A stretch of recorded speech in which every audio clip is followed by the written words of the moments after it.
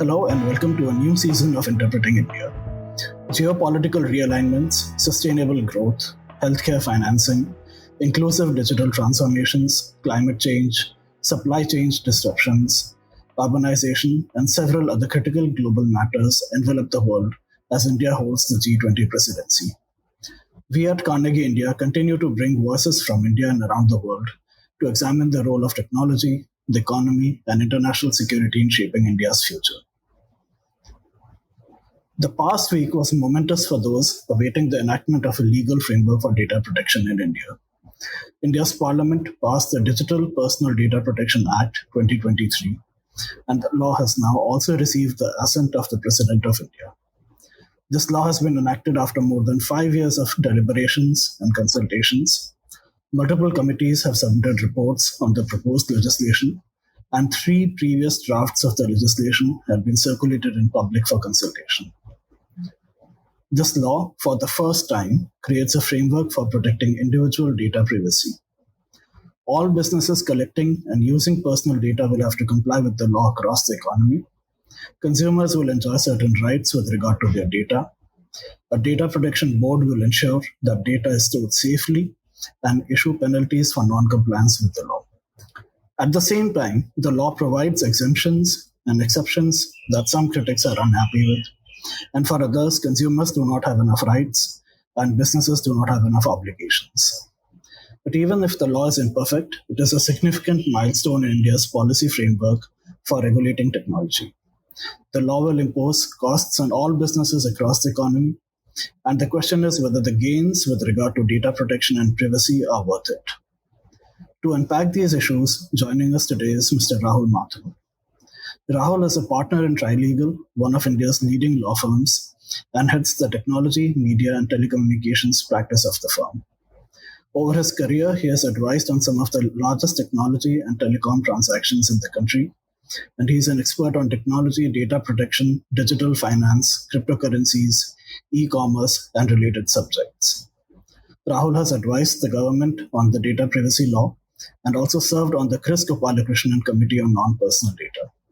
He has authored numerous articles and thought pieces on various topical issues relating to computers, the internet, and other new technologies.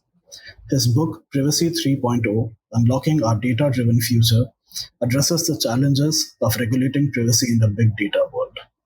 Rahul, welcome to Interpreting India. Thanks, Anirudh. Glad to be here. Thank you for having me. Rahul, let's start with discussing the journey that this legislation has gone through.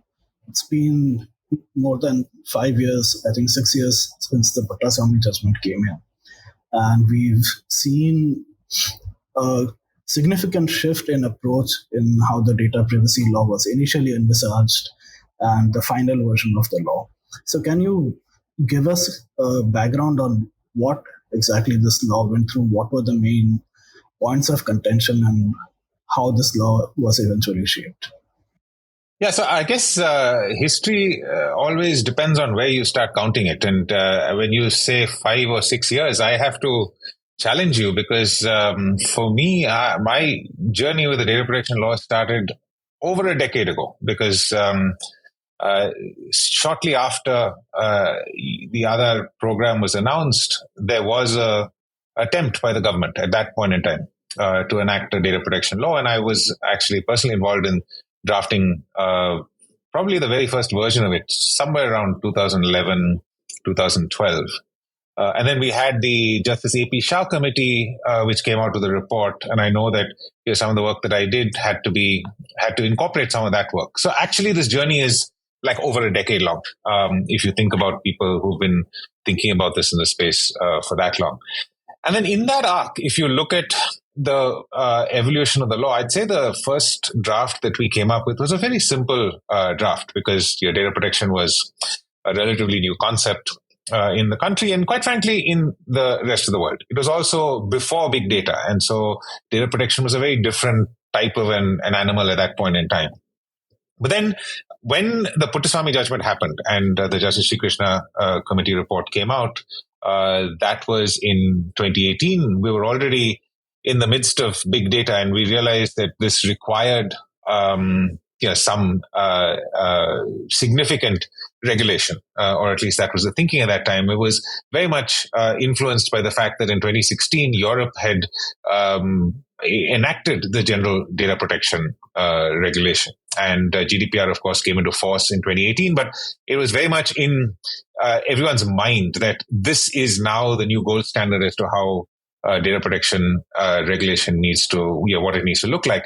And so you'll see that the 2018, 2019 drafts and then, the JPC version, they all sort of emphasized this very, very heavy regulatory focus.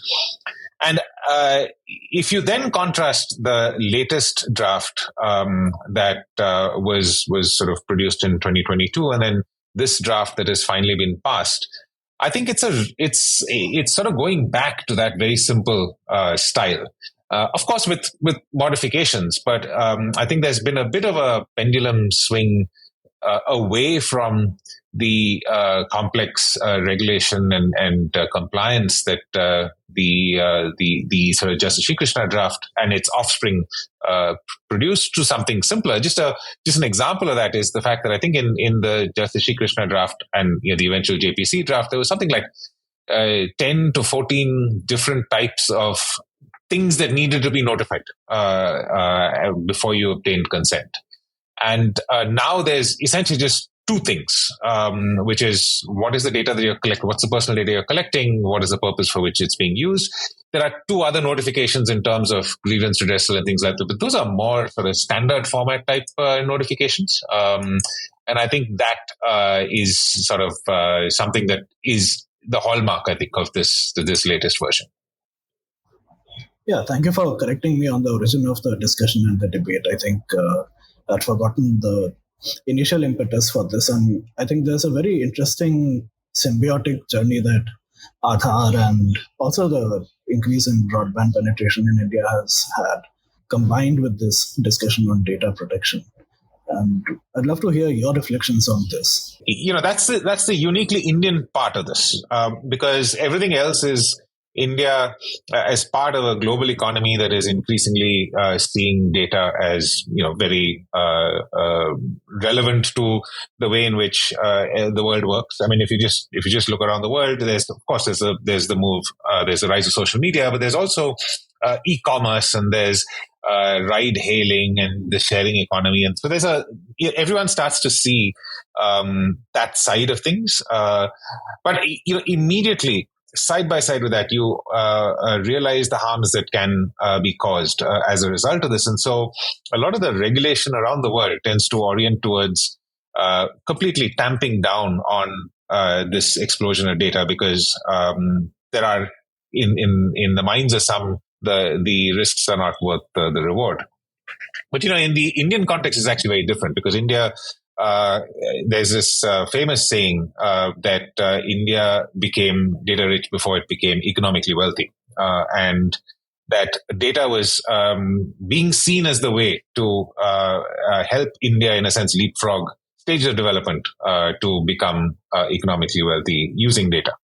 And so I think in India, there was this, I guess everyone recognized that there were risks, but there was also this need to empower people with their data. And so I think you see some of that reflected once again in the latest draft, because I think the emphasis is to make sure that in our attempt to, reduce the harms, reduce the risks that people can suffer, we should at the same time not overburden Indian businesses with compliance obligations.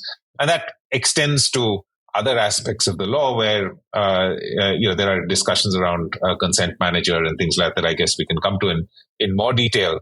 But that is a hat tip to this entire ecosystem that's built up in India around digital public infrastructure. So I think that certainly played a part.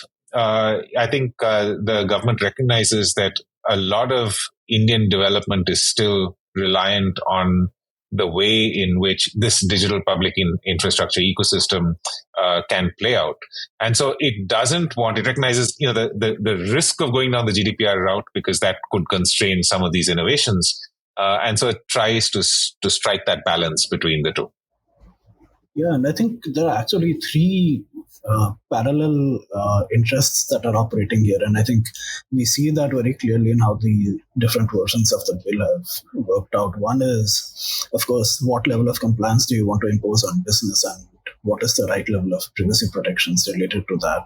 The second is, of course, this, or the third, I would say, is the actual issue of how the state can use data for welfare purposes and for purposes like pandemics, epidemics, and so on. And I think all three of these issues, the issue of individual privacy, the issue of compliance on businesses, and the issue of state use of data, I think there's been a continuous give and take on this. And I think we've finally seen some kind of balance in this version of the law.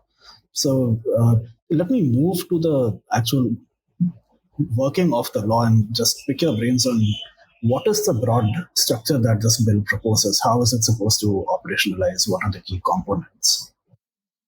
Yeah, look, I mean, I think it's not different in material respects from what you'd expect of any data protection law. It's very much oriented towards the sort of notice and consent framework.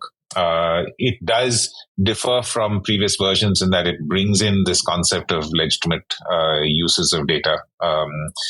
In that context, it allows for people who are looking to voluntarily provide their data. It gives some certain benefits to those, or rather, it says that you don't necessarily need consent in order to process that data. But that's a very narrow definition. It's not the legitimate interest definition that you expect in GDPR. So it's, other than this, it's a very heavily notice and consent type framework, and then you'll see all the other rights articulated in different ways: the retention restriction rights, the data minimization rights, purpose specification, use limitation. All of these standard data protection rights from around the world are all embodied in this law, not in the way that you would expect to see it, but it's certainly there. And then it has a bunch of rights that the data principals have. Those are the standard rights of access, correction, erasure, grievance redressal. It adds a new right of nomination, which is allowing data principals to nominate someone to act on behalf of their data. It also adds this new concept of duties, which is a little unusual in the data protection context. I don't think any other legislation, to the best of my knowledge, has imposes a duty on the person to whom that personal data pertains.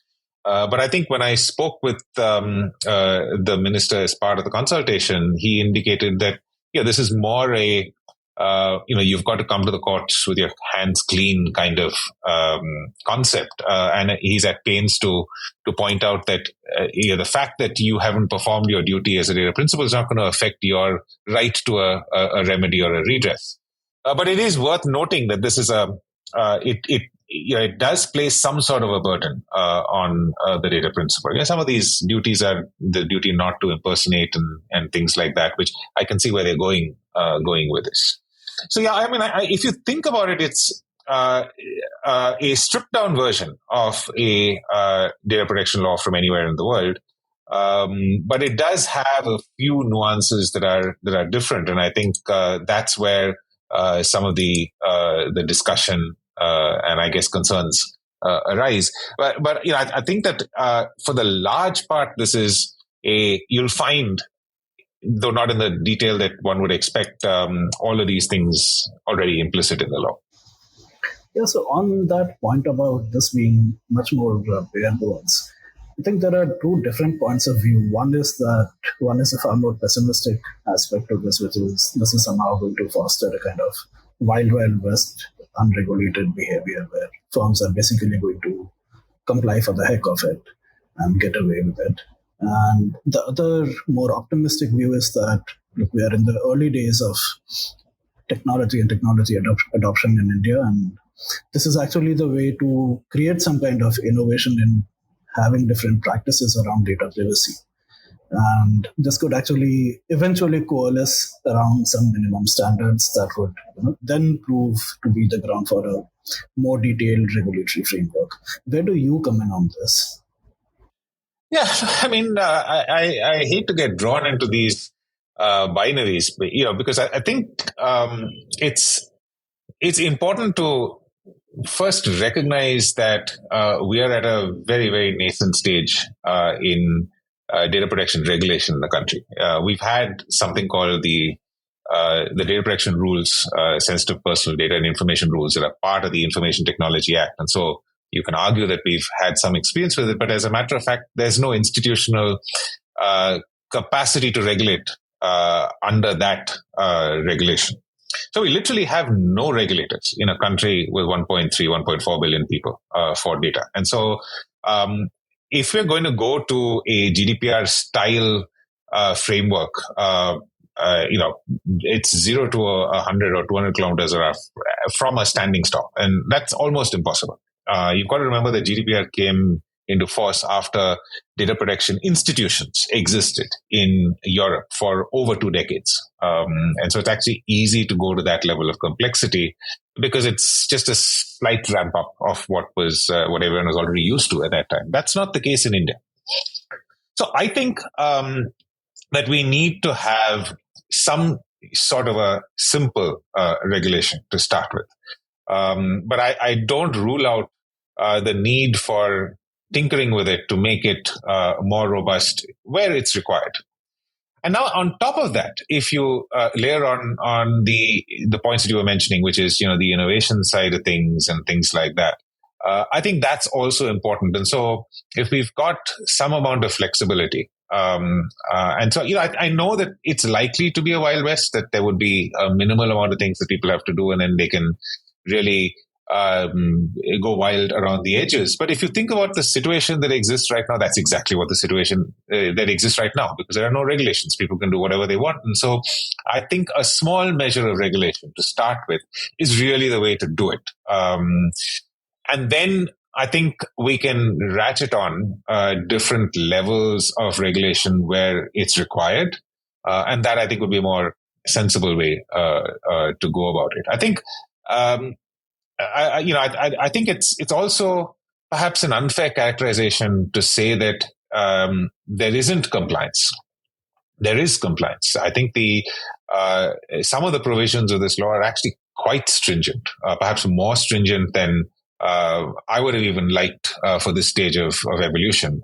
Retention, for example, there is almost a automatic deletion obligation that's been imposed through this law, which no other law in the world has. And I think if I were to advise my clients, the only way that they can safely comply is actually just not to hold the data after they've used it. And that is a very, very big shift from the way in which people think about data protection and compliance. And if we can achieve that, that sort of an outcome, we would arguably be way more successful in coming up with the data protection outcomes than even countries like Europe. And so, I would actually like to take a look at this as it evolves, because there are elements in this that if the Data Protection Board actually enforces quite strictly, could have very, very different and beneficial outcomes for data protection compared to what Europe and the rest of the world are adopting as their models. Yeah, that makes a lot of sense. And something else that you said is also, I think, worth reiterating, which is the point of complexity acting as a constraint on our ability to regulate properly. And I think the point that you made, that regulation in the EU has evolved over a period of 2 decades, and those are still the institutions that we are familiar with, but they actually have a lot of data protection legislation and jurisprudence going back even further. And I think when you look at a law like GDPR, it's basically the culmination of all of that taking place over 30, 40 years. And we've not had that. And I think when we look at the law, if we don't look at some of the underlying capacities and institutions that go into creating that law, for example, the entire ecosystem of lawyers, judges, specialists who understand how these things work. And if we were to implement something as expansive as our initial draft, our earlier drafts, it would really act as a serious constraint on our ability to actually implement that draft. Yeah. No, you're absolutely right. I just mentioned the regulator, but there is a whole ecosystem that we have to keep in mind. There are no lawyers in the country who know how any of these provisions need to be implemented. And that's, in a sense, part of the challenge with coming up with the law in the first place, because in many of our consultations, I could see that the government had, brought something in from GDPR, but didn't fully understand how that would relate to the Indian context or even the modern context. I mean, you got to also, to the point of complexity, you got to also recognize that GDPR is actually not doing that well in the very complex modern world that we have. I think the complexities are, in a sense, binding Europe in ways that that some businesses in Europe are actually rebelling against. For instance, this current generative AI boom. Europe and Italy in particular ended up banning ChatGPT just because it didn't comply with data protection regulations. And people are concerned about this. Threads, when it launched around the world, didn't launch in Europe because of the fear, and I believe it's still not available in Europe because of the fear of the new Digital Services Act coming in. So you can see how excessive regulation in Europe. We can actually see live examples of how very, very strong regulation in Europe is coming in the way of innovation and new sort of products coming into the market. And that's not what India as a country that's just starting out on this journey wants to do to itself. And so I think that's really something we've got to keep in mind. No, absolutely. And let me just now move to some of the specific provisions of the bill and pick your brains on this. So one point that you alluded to is that some rights and obligations have been reduced. What do you make of this? So, for example, there's a right to data portability that was there in the previous drafts. It's there in the GDPR, and that's been reduced. And the other shift is also in the framing of the provisions itself. The earlier versions were far more prescriptive, gave much more details in how to actually implement some of this stuff, and this law actually does away with it. So, how do you make sense of some of these? Yeah, I'm actually disappointed with the fact that we don't have right to data portability. I think that's one of the misses of the law in the consultation. I actually mentioned this point. I said, we've got to find some way to bring that back. In many ways, that is a provision that actually aligns with a lot of the DPI framework that we discussed earlier, which is, it's central to the concept that an individual has a right over their data, no matter where that data is, even if that data is under the control of some data fiduciary. The right of data portability allows that individual to say, give me that data. Right now, all the individual can do is figure out whether that data exists, and if it does, whether it's up to date, and if they want, they can delete it. So that's about it. But that's actually not as effective as it should be. What we really want is the ability to take that data out of that data silo, so that I can actually have it in my own possession, or instruct the data fiduciary to transfer to some other data fiduciary, so that I can swap my service provider, as it were. Now, that's a really powerful right. And I think, particularly in the modern world of social media and things like that, it is a right that exists. I think, arguably, India is moving towards this DEPA framework, DEPA, that is DEPA, not DATA, where we're trying to set up institutions that will manage this portability through consent managers and things like that. And consent managers have a place front and center in the law. So I think that's, in a sense, slightly mitigating it. But I still think that that the right to data portability ought to have been there in the final draft. But in terms of the prescriptive nature of the regulations, I think this is absolutely the right direction to remove some of that prescriptive obligations, as it were, on how these rights are to be enforced. Because I think it will vary in the Indian context. I think there are many nuances in the Indian context that we will just have to see how it evolves. So I think it's probably best to just articulate the provision. The challenge with that is it's a heavy burden on the regulator or the government, as it were, to try and come up with the prescriptions that I guess are going to be necessary from time to time. If you don't state up front how things are going to be done, then you as the government will have to almost set up an institutional framework to issue those clarifications, guidelines, regulations, as and when required. And you'll also have to do it sectorally. You'll have to, because they'll vary slightly per sector. So that is also something that I think the government needs to think about, and this goes to that whole institutional capacity. So I just hope that we will build this slowly but surely, but not so slowly. I think we're going to need to build this fairly quickly, and I think that really is where it's going to all be interesting. Yeah, and while you were talking, I was also thinking about this added complexity in India, which is that a large number of our businesses are actually very small.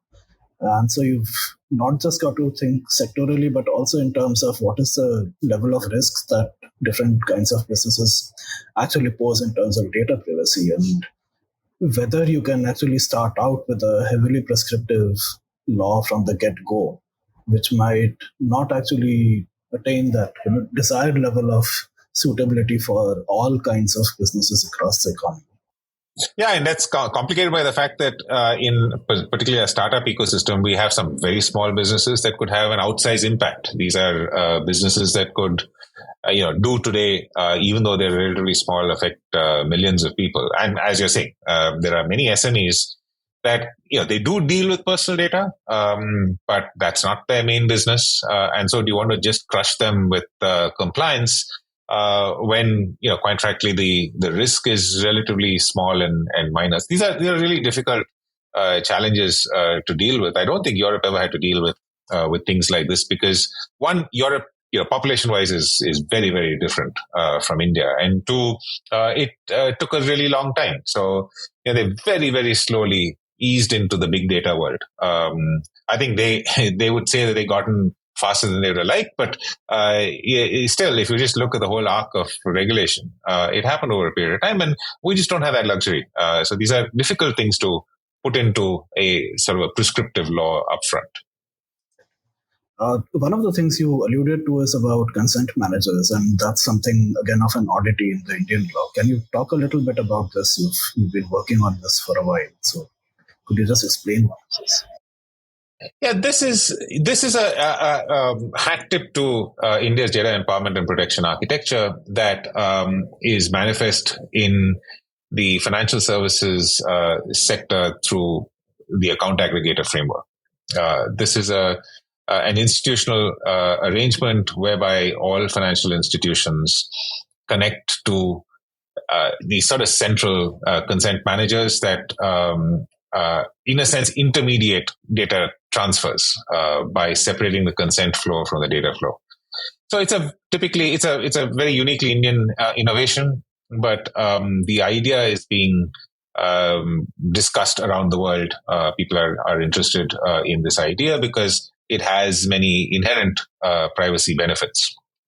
And so I think in the earlier drafts, I think in all the drafts, there was a reference to a consent manager, but that was more like a separate, different way of managing consent flows or managing the process of consent.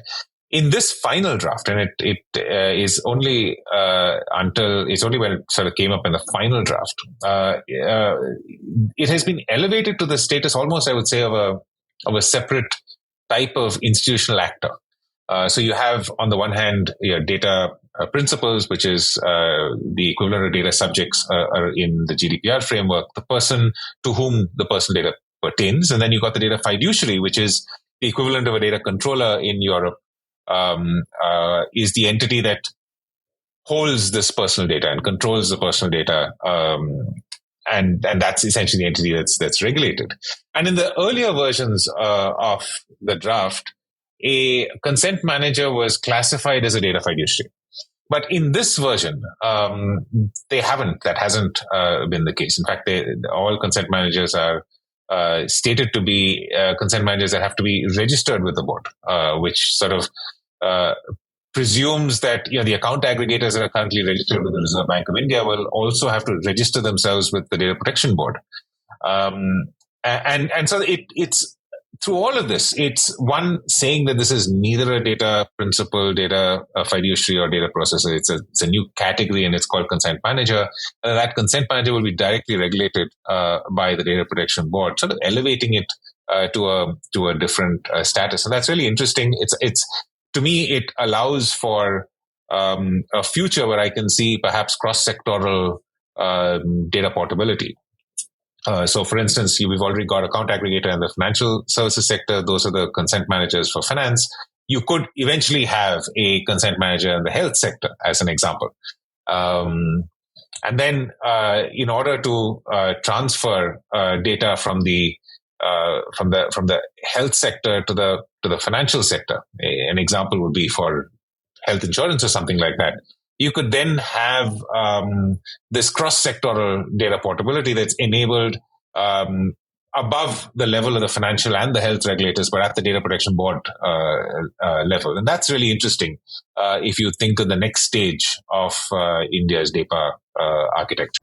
Absolutely. So, we were talking about portability earlier, but just to clarify, just because we don't have a right to portability doesn't mean we can't do it contractually, right?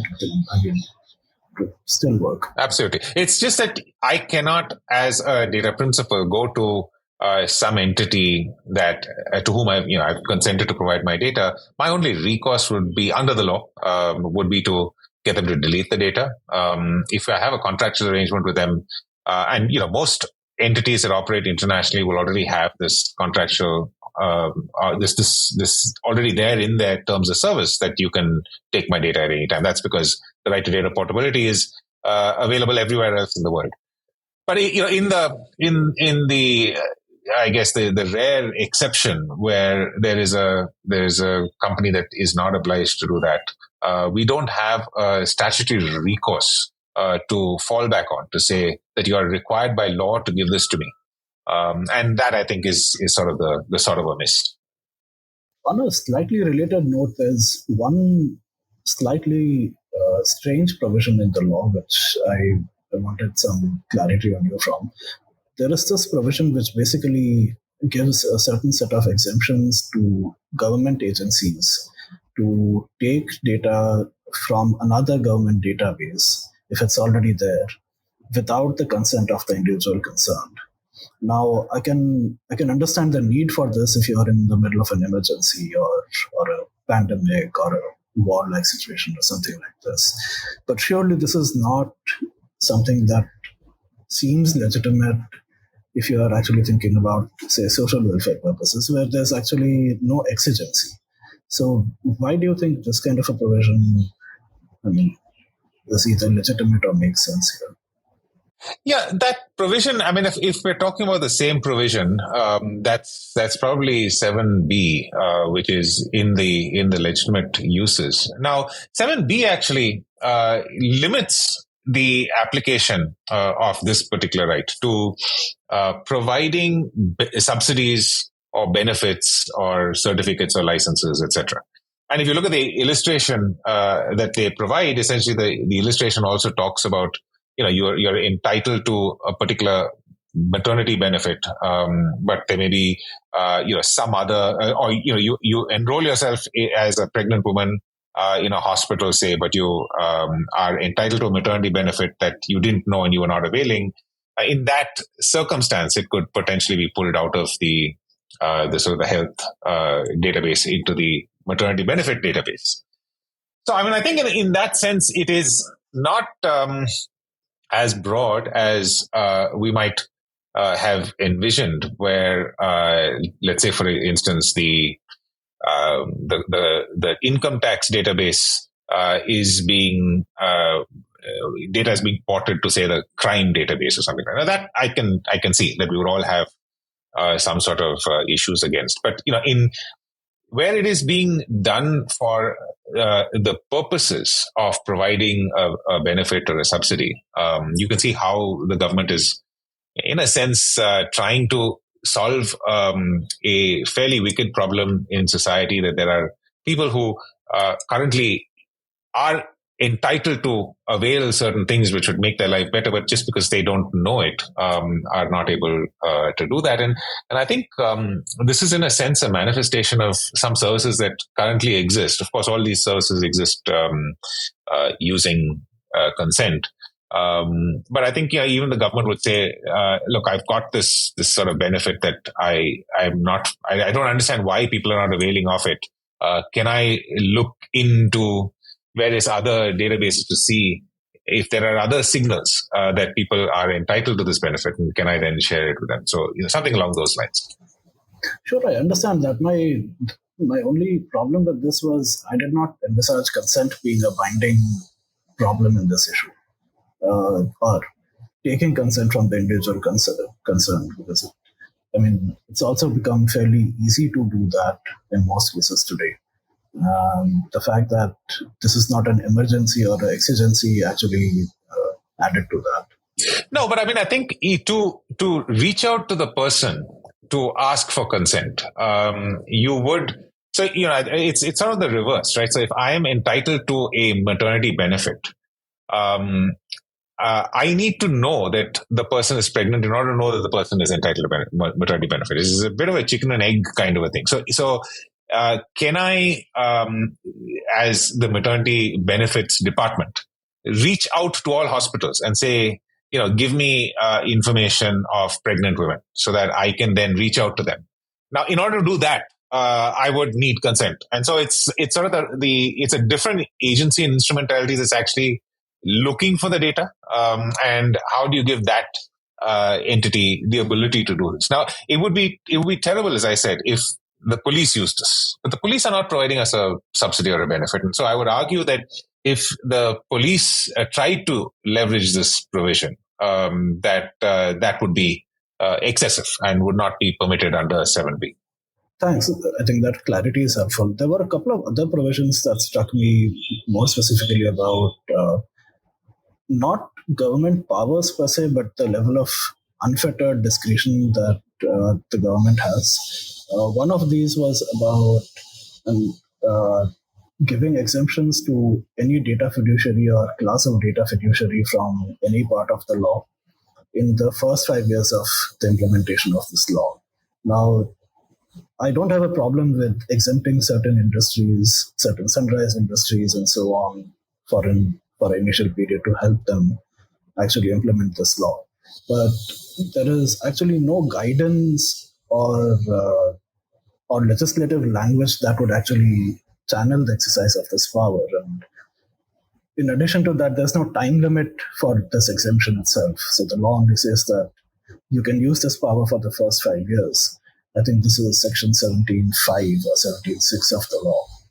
And what worried me was it actually enables the government to use this power almost without any guidance, which is not to impute any intention on any specific government or so on, but it's just a provision that should have been better drafted.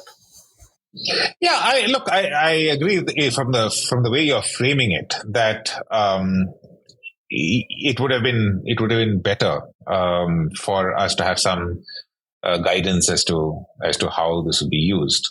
But having said that, I think we keep looking for the guidance in the words of the statute, and I think it's good where it's available to have that guidance. It acts as a fetter on the state. But the fact that it's not there doesn't mean that there is no guidance and no fetters. I mean, we're the state, because this is specifically that the state has to notify that a provision of the Act will not apply.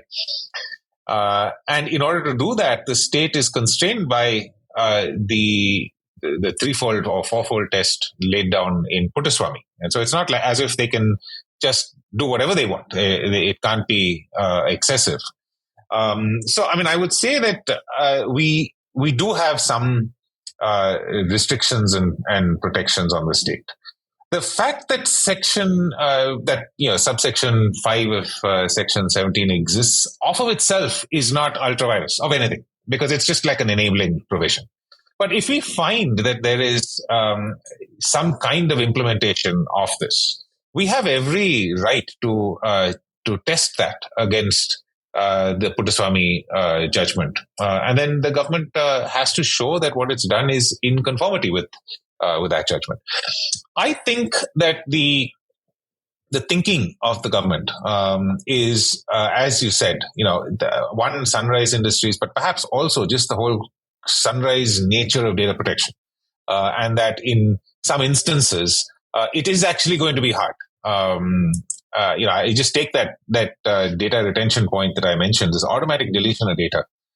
If you implement this immediately, it's going to be impossible for companies. I mean, companies will be violating it from day one, because there's already a whole cottage industry around collection of data and use for telemarketing and things like that. And it doesn't help anyone to declare that the whole country is guilty of a law the moment it comes into force. So I can see some of those sorts of use cases for something like this. Of course, we've got to be vigilant, and we've got to just hold the government's feet to the fire whenever they come up with any notification under this, to make sure that it's not excessive, it's proportionate, it makes sort of sense. And so that's our duty, as people who are watching this and commenting on this, to basically look at that. But as it stands right now, I would have liked it to be more specific. But whenever I say something like that, I worry that if we specify, then it's impossible for us to think of every possible scenario, and we'll leave things out. And then there would be some really legitimate things that need to be covered by this that can't, because it's been left out. So that's sort of the challenge. Yeah, I mean, I'm thinking of a worst case scenario where you could potentially exempt certain industries from the entire law, right? Because any would include all, and you could just, that's a potential, and you're right that it will probably not work that way. And I completely understand that there are difficulties in guessing how you would actually need to use this provision going forward, because it's a completely new law. The other provision which stood out and people have been talking about it is this section that enables the government to block access to information from certain data fiduciaries. And there is a kind of legal process given within the section. But the question for me really was, how is this related to data protection? And does it actually stand in a data protection law at all? Yeah, no, I have to agree. I was very disappointed with 37(1)(b). I thought it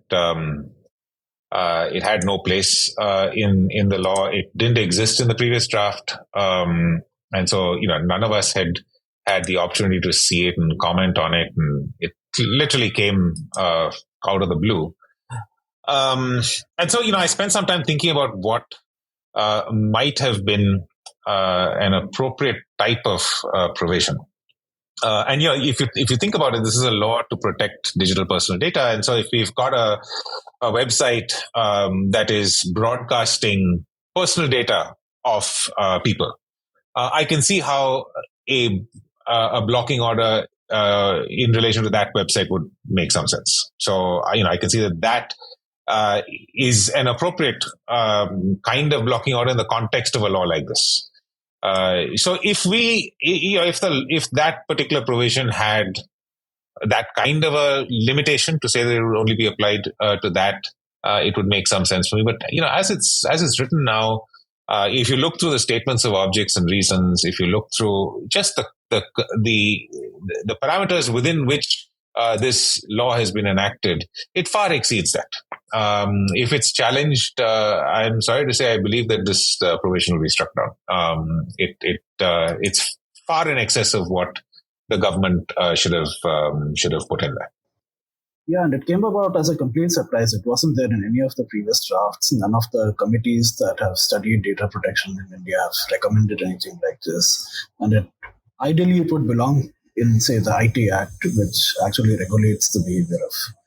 And it exists. I mean, see, right now we have blocking orders in the IT Act. I suspect that the Digital India Act that's being drafted will also have something similar. So putting it in here seemed completely out of place. And I think it will be struck down if it comes up, if it's challenged before the court. So we are nearing the end of the conversation. I had two more questions for you. One was on the issue of data localization, and there's been a lot of debate and discussion around it. And this draft basically does away with it, so to speak. So is that your interpretation of this, and how do you see it? Yeah, with one exception, I think it allows for sectoral regulators to impose, whatever additional provisions they want. I think that recognizes the fact that in the financial services sector, there are already payment localization regulations and things like that. But if you look at it from the 2018 draft, which is the first draft that mentioned the concept of data localization, through to even the 2022 completely revamped draft that had sort of indicated that there would be a list of countries, but other than that, it would be permitted. And I remember it was at a Carnegie event that I suggested that list would actually be sort of a blacklist as opposed to a whitelist. And it looks like even my fairly optimistic interpretation has been exceeded by no list at all. And so it looks like there's going to be a free flow of data, which is, in a sense, as it is right now. So data localization was going to impose a heavy burden on companies that have oriented their business around the way things currently are. And my last question is about the implementation of this law. How do you think the government is thinking about implementing it, either in one go or in a staggered manner? There are also institutions that need to be set up. There's a data protection board that needs to be created. So do you have any ideas on what that implementation framework is going to look like? Yeah, two parts to that. I think, whenever we've spoken to the minister over the consultations, his big emphasis has been to ensure there's complete clarity around the legislation. And he says that when this is brought into force, it will also be accompanied by the complete list of regulations. So comprehensive regulations. There's a lot, as people have been saying, that are left to be prescribed by regulation. And he kept saying that that entire book will be available. So there's that one side of it, which is there's a fair bit that's been left to delegated regulation, and someone needs to be compiling all of that before the act is actually notified and brought into force. I think that's essential because certainly for some aspects, there are immediate requirements for clarity that can only come through the regulation. And the second aspect, of course, is the Data Protection Board, because there is a need to have, particularly in a principle-based regulation like this, which is simple, then you need to have some institutional authority that could then add color to those very simple outlines. And that is the Data Protection Board. So the moment this comes into force, we're going to need to think through how the bare law plus the delegated regulation applies to all of the various industries in the country. And we will be taking calls because there's no guidance. And so companies will be doing certain things. They'll be, in the absence of guidance, they're going to be saying, look, this is the way we are interpreting this. And people will object to that. Those objections, those complaints will have to come up before someone who will then have to say, yes, this is correct or this is not correct. And through that whole process, we'll start building the precedent bank that is going to shape data protection regulation in the country. So we need the Data Protection Board as well. So I think these are the two components of this, as it were, and the government will have to put this in place. I think it's almost essential that they put all of this in place before the act comes into force and applies to all of us. Thanks a lot, Rahul. You've been a part of this process for a long time now. Do you have any closing comments on this bill, on this law now? I'm glad we don't get to call this a bill anymore. I know. I'm glad. I'm so used to calling it the Data Protection Bill that it's going to take a bit of effort for me to change it to Data Protection Act. So it's going to be a mental shift for me. But I guess the most important thing is that whether we like it or not, this is the law. And I think all of us in civil society who've been orienting ourselves, and I don't call myself civil society, I guess all of us who are commenting on the law, have been orienting ourselves to provide inputs as to how this could be made better. Now that time has passed. It is what it is. This is what we have to work with. And so now we need to start shifting gears, as it were, to start thinking about how we can help the government think through a lot of these institutionalization, operationalization means. That's sort of where the intellectual capabilities of this community has to shift to, such that we can be of most value. I think there's still a lot that can be done in that side of things. So I just wish that. I think there's a lot of venting that's happening. People are getting it out of their system that the law is not what they wanted, and there are a lot of people, leveling all sorts of allegations against the government, and the opposition walked out, and they're very upset that there was no debate. Not like, quite frankly, that debate would make that much of a difference. I think I get it that we have to get that out of our system, but then there's a lot of work that this really wonderful technology policy community in India that has actually literally been built from scratch around this 5 or 12-year journey, whichever way you count it, of data protection. And they've come up around that. And it's time for all of that intellectual horsepower to be applied to a different purpose. And I hope that we can all step up and do that. Certainly that's where my focus has already shifted. I stopped thinking about what I can do to the law because, quite frankly, there is nothing. And now I'm focused on what we can do in this next stage, and how can we help the government think through some of these actually fairly thorny things that they're going to have to decide very quickly as they prepare the regulations and constitute the board and things like that. So that's really, I think, where I'm going to be focusing most of the rest of my time. Thank you, Rahul. That's a great note on this to end this. It's been a great discussion. Thank you for your time. Thanks for having me.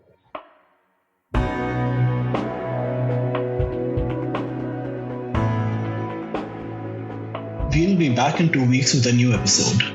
To make sure you don't miss it, be sure to subscribe on Apple Podcasts, Spotify, Stitcher, or wherever you get your podcasts from.